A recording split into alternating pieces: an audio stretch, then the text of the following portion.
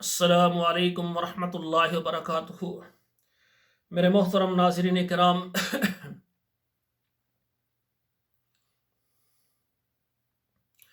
اللہ کی رحمت اور اللہ کی مہربانی سے آج آپ کے سامنے یہ قرآن مجید کا 22واں پارہ ہے، سورہ فاطر ہے اور آیت نمبر جو ہے یہ 16 سے لے کر 20 تک جو ہے میں پڑھوں گا۔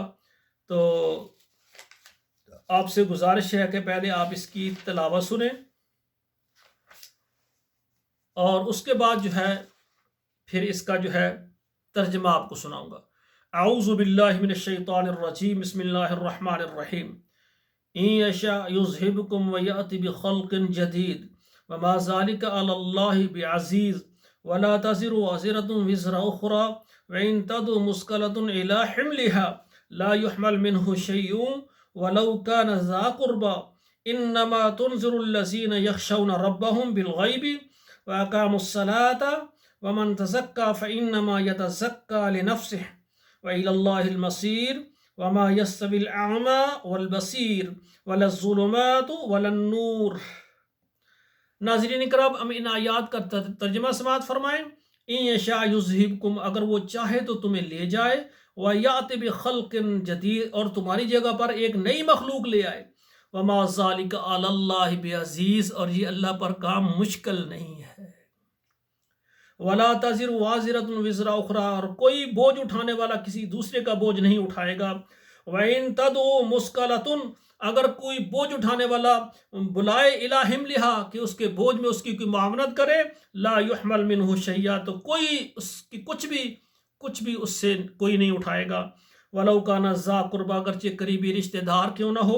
إِنَّمَا تُنذِرُ الَّذِينَ يَخْشَوْنَ رَبَّهُمْ بِالْغَيْبِ، إِنَّمَا تُنذِرُ الَّذِينَ، بے شک آپ ڈراتے ہیں ان لوگوں کو، یخشون ربہم بالغیب، جو غیب سے بن دیکھے اپنے رب سے ڈرتے ہیں، وَأَقَامُوا الصَّلَاةَ، اور نماز پڑھتے ہیں، نماز قائم کرتے ہیں۔ وَمَن تَزَكَّىٰ فَإِنَّمَا يَتَزَكَّىٰ لِنَفْسِهِ، اور وَمَن تَزَكَّىٰ، اور جو اپنے آپ کو سنوارتا ہے، تزکیہ کرتا اپنا، تو اس نے سنوارا ہے، اس کا فائدہ اس کی جان کو ہے، اس کے اپنے آپ کو فائدہ، اس کے نفس کو فائدہ ہے۔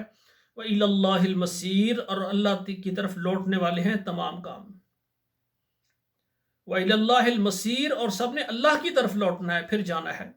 وَمَا يَسْتَوِي الْأَعْمَى وَالْبَصِيرُ، اور نہیں ہے برابر اندھا اور نابینا، یعنی دیکھنے والا اور نہ دیکھنے والا، یہ دونوں برابر نہیں ہیں۔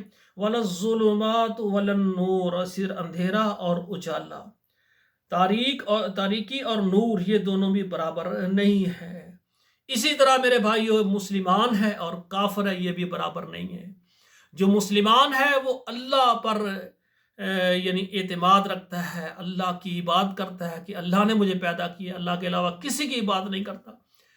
اور جو کافر ہے وہ اللہ پر ایمان نہیں رکھتا، قیامت پر ایمان نہیں رکھتا، اللہ کے فرشتوں پر ایمان نہیں رکھتا، محمد کریم صلی اللہ علیہ وسلم کی لائی ہوئی جو ہدایت ہے، جو راستہ ہے، جو تعلیمات ہیں، ان پر عمل پیرا نہیں ہوتا، وہ کافر ہوتا ہے۔ تو مسلمان اور کافر برابر نہیں ہے۔ جو مسلمان ہے وہ دنیا میں بھی خوش نصیب ہے، اور جب اللہ کے پاس جائے گا، اس کی مہمانی کے لیے باغات اللہ نے تیار کی ہیں، جنتیں بنائی ہیں۔